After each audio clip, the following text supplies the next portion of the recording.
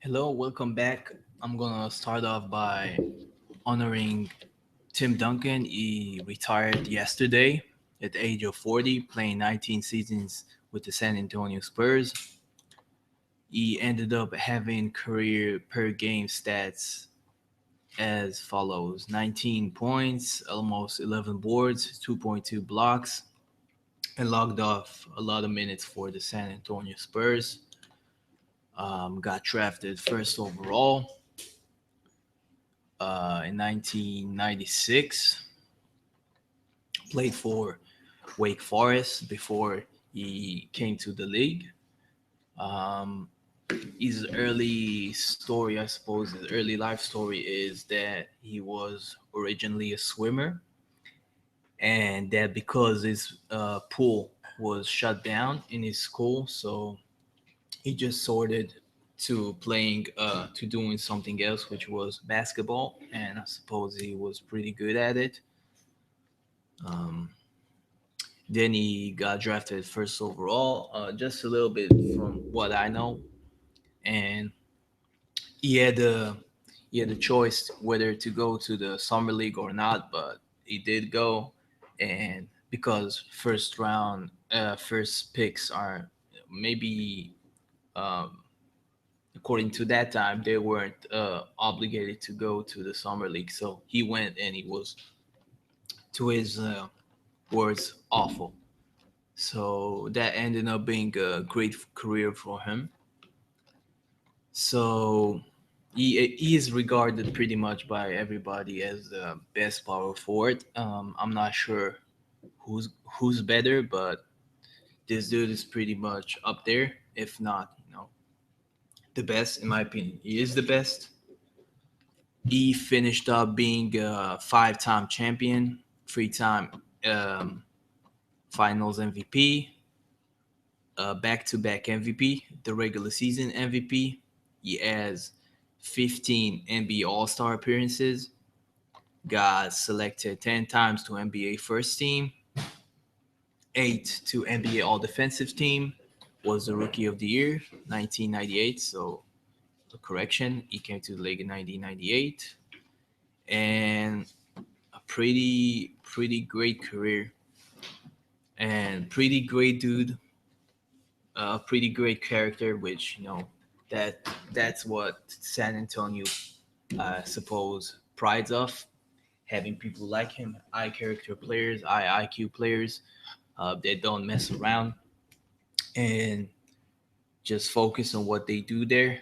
And he got he got awarded for just being like that, being focused, and he has achieved for himself and the team he played for. Very great career. So let's just honor him to this day and just remember his career. And I'm hoping he's gonna have better and whatever he chooses to do uh, after this year and after basketball. And it's pretty nice to see him and Kobe Bryant go together in the same year. Two of them, I'm not sure how to position them, but of course, future Hall of Famers and great players in this games. So the next topic is gonna be Draymond Green. He was sort of arrested for assault in East Lansing. I think that subject is sort of misleading. According to the police, it was an altercation between two men, in which one of them was Draymond Green. So it happened in a restaurant. Nobody was injured. It happened at 2:30 a.m. Um, Not sure what he was doing there. Supposed to getting something to bite, and I have no idea how he ended up in an altercation with another man. Nobody was injured. I'm kind of it's kind of weird that maybe because he's a big ass dude that it ended up being an assault because maybe it started off being an altercation and you couldn't get maybe Draymond off him or something like that. But you can be sure that maybe yeah, you can be sure that Draymond ended up being the aggressor, perhaps, and the dude was maybe on his back. But just a little bit on that is then a player in his position should avoid these kind of scenarios at all costs. It's just bad for your rep.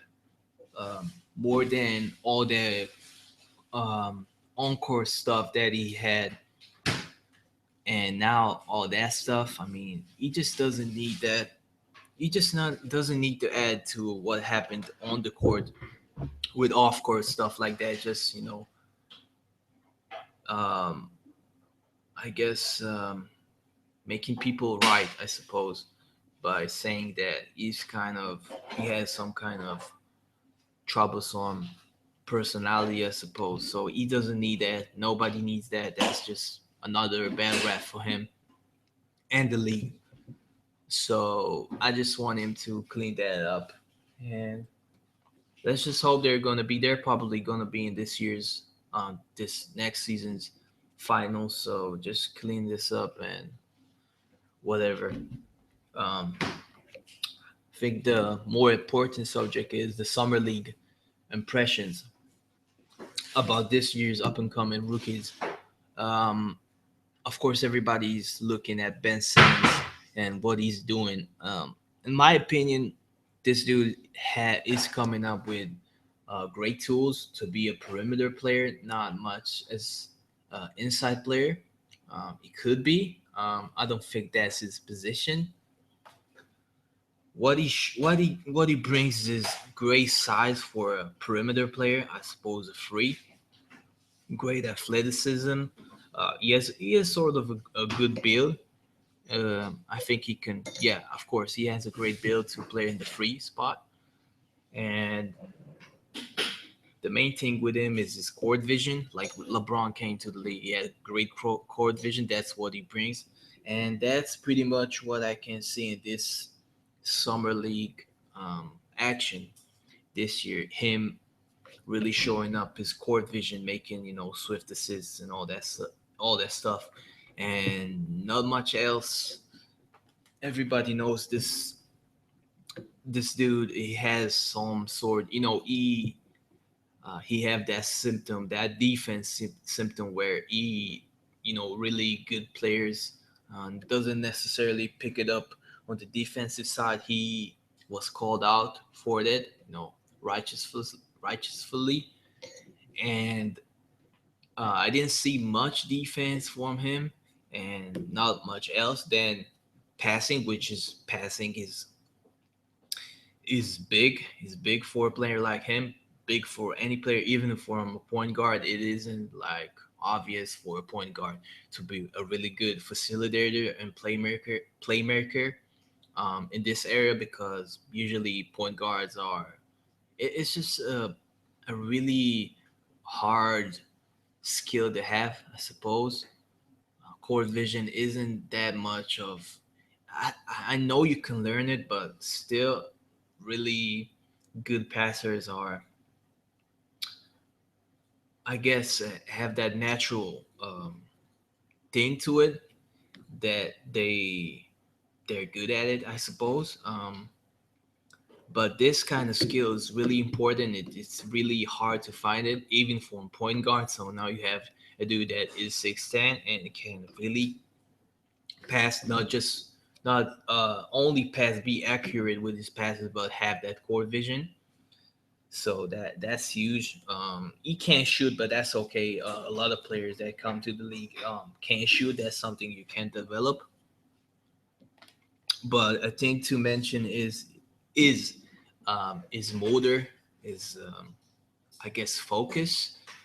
He has made comments about him not focusing on school, and yeah, he said, I'm a basketball player. Yeah, I came to college because I had to. If I could have, I would go from high school straight to the NBA, like a lot of players back in the day did. Not a lot of players, but the ones that could have done it did it. I guess I suppose I understand it, but he made that comment sound like he just. I suppose he didn't. Um, he just didn't put it like he should have been. He said like I'm a basketball player. I don't care about school. That's what I'm gonna do, and that's what I'm gonna focus in. That's fair, but he just like made it sound like he just doesn't care about anything else but basketball, and it's like it's gonna show up. And I suppose some of it does, like on the defensive end, and maybe that will translate to him developing because I guess you need to be a really high character person in order to really put in the work and really develop your game and be a great player and a player like him to tap into his potential. So you need to be a really high character player, and I suppose that maybe translates into what he said, and maybe to what he is, and more than that, going to a team like the 76ers, which is notorious for, you know, I guess in this state, in this era, I suppose of the 76ers, if you're going to go to the 76ers, you're pretty much the 76ers and Sacramento is a really bad spots is really bad spots for young talent because of the I suppose the environment and not having any kind of veterans, and more than that having or a team that is I guess the front office is sort of troublesome themselves, making bad decisions and just a low quality I suppose organization that is going to show up on the players.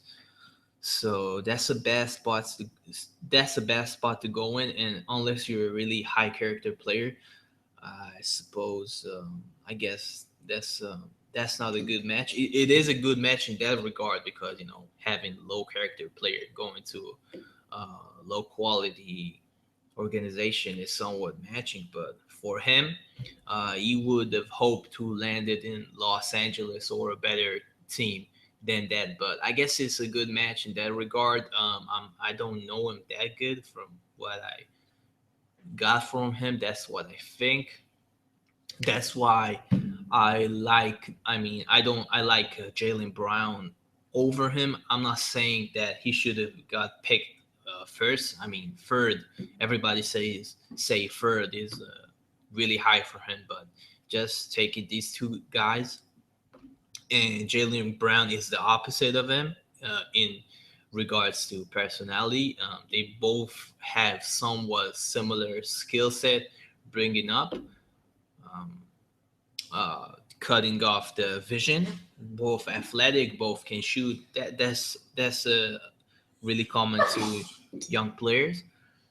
So in that regard, this dude is really focused.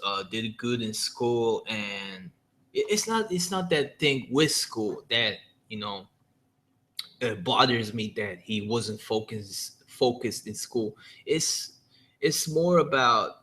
It's not like he's gonna study be a doctor and all that stuff. But um, I just think that for him, I just think that it will help him further in life and making better decisions um, and all that other stuff. So taking him and comparing him to Ben is it's like the opposite, and I like him better. I just think that this dude in that regard has better potential because he would actually work and tap into it. So I like him. Like I said, I didn't see much from this summer league, but passing, which is good for him because maybe he knows he can't do that much in this stage. So he just points out and just emphasizes what he can do and makes really good passes. good passes and just having everybody focus on that and not seeing everything else. That's good for him. Another big thing to mention is is inability to create shots for him. He really did struggle. And there's one game against the Lakers that he was really struggling. He makes passes that's like ordinary. That's what he does. But he gets shut down by Larry Nance. Larry Nance showed he has really good potential in that game in all this year's summer league. But still, he got shut down. I'm not saying like he got shut down by a scrub. No, Larry Nance is a great player, great prospect. But I suppose I would expect from a first round. I mean, first pick in the first round um, to show up more. But it doesn't mean anything. We'll see what he does in the league. But as far as personality, I see them as red flags and just something to take a closer look and follow up on it. And we'll see. But yeah, there's just things to mention. Other mentions are Ton Maker and Milwaukee. They chose this dude again. People think he got picked way higher than he should have been because I suppose it's somewhat risky pick because he is tall, he can shoot, and all that stuff. But um, I guess when you see a player like him doing that good on a lower level, like high school and college and all that stuff, you kind of speculate whether he can translate it to an NBA level because he's not that strong and he's not gonna play inside because he's not that strong and it's not his game. So can he play outside? Is he that good to play outside? Is he gonna be a tweener because he's 7 foot but he doesn't have long arms? Can he protect the ring? What he can do? Is he a player that's gonna be stuck in the middle and not be great at anything like a jack of all trades? What he can do? That's somewhat of a risky um, pick in that regard. So, but in this year's summer league, he played really well. He had double digits performances. He showed he can shoot. He just played within the offense. He flowed. Um, I think he has a great performance this summer league, and I'm not sure how you're gonna what you're gonna see from the Bucks. I'm supposed you're gonna see a lot of length. That's for certain. And I just hope he's gonna get minutes. I'm pretty confident it will because of Jason Kidd. He's not like a traditional coach that's not gonna give minutes to his young player. I think he will give him minutes. I think he should. He showed in at least in this summer league that he should get minutes. He earned it. So I'm looking forward to see what they do. And Jalen Brown, not much to see from him. I mean, I don't expect much. He's just a prospect. I don't think he's really ready to contribute. I guess he's sort of a I'd say he has more potential. I'd compare him to Justice Winslow, but a better version of him, I suppose, a better um, mold. I mean, a better thing to start off with. I think he's a better athlete. He's just better in all categories, in my opinion, and just not especially ready to contribute immediately, but in the long term, he has really good potential. So, yeah, he's gonna be a player that is athletic. He can play defense and all that stuff. The other skill sets that he needs in order to be a really good player in this league is things that he's gonna need to work on and develop further in his career. It's just a long term prospect, which is okay. That's great, um, but he's not ready to contribute. And I didn't see anything that changed my mind from him. I just think, but I think he's a great player to pick up, and he fits with what Boston wants to do. Having young players that play defense, they have really good core in that. Marcus Smart, Avery Bradley, Jay Crowder, him, all these players are on the same page. So that's great. Chris Dunn really showed up. People say he's gonna be like a mix-up between John Wall and maybe um, Kyrie, maybe something like that. Um, he has the physical tools like John Wall. Not much, maybe of a ball handler, even though he dropped someone. He dropped Jakar Sampson from a crossover. Crossover. If you guys want to check that out, it was a really sick crossover. So he had really good games this year, and just thinking about Minnesota with Ricky Rubio, um, they're gonna need to make a move with him. He's a great point guard. He has great vision. It's just like I said, it's not obvious in this league. Not many point guards have that skill set. Being a really good facilitator, and he has.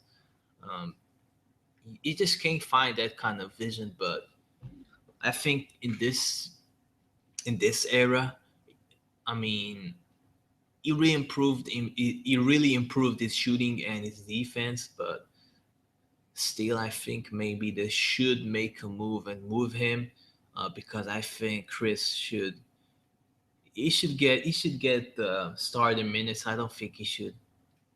I mean, in this kind of team with young players, I don't think he should take a backseat to anyone. They should make a move probably and move Ricky Rubio to whatever team needs him, and like get some picks or some kind of assets, because that's what the team's all about. Young players, they're having what I guess OKC had back in the day. I think maybe, I suppose, not much as potential pair player, because Westbrook and Durant were two players that had a lot of potential, but they have more than two players that have really good potential, not as much as potential pair player, because that's KD, that's Westbrook. I don't think Wiggins or Carl Anthony Towns. Maybe Carl Anthony Towns can be really that good, but Wiggins is gonna be really good, but not that good. That's what I think. So, but they have more players that have potential than you know OKC has. So they have that sort of team that's gonna have really good players developing, and they're gonna have, I think, much success in the future. It depends on how the team's going to handle that. They seem to handle it pretty good from what I see, from decision making and developing. So I really like that, and Chris Dunn should start alongside, I guess, with Levine. He should work out how he's gonna play the two guard. I said earlier in other videos that he has everything he needs in order to be a two guard. Obviously he needs to bulk up, but he would, in my opinion, should translate his game and play like a two guard, because he's not much of a point guard, and he just can't play alongside a player like Chris Dunn, and that's gonna be, I think, best for the team, and that's what I'm looking forward to see. And possible trade, um, possible teams that could pick up Rubio that really need a point guard. A lot of teams have great point guards. I just think they should get assets. I'm not sure which team he would fit having Rubio, but I just think the big thing for Minnesota is getting more assets to build up on what they have. So that's the thing to keep in mind. Um, Players are gonna contribute immediately. Buddy Hield. I think yeah he's gonna contribute immediately. Um, he played good, of course, in the summer league. It's not much with these players about potential because they're ready to contribute. So I just focus on what they can do um, early in their career, as opposed to Jalen Brown. I suppose that he has maybe better potential, not necessarily, but these players like Buddy Hill, they can contribute immediately. So he's going to play with Anthony Davis, and I think he has the potential to be a 20-point scorer, at least, I guess, and that's really good, of course. So, yeah, this year's summer league, there's some been there's been good performances, I suppose, and looking forward to see what happens this year. And really excited about the Wolves and what they have. And this is all I got today. Hope you enjoyed. See you next time.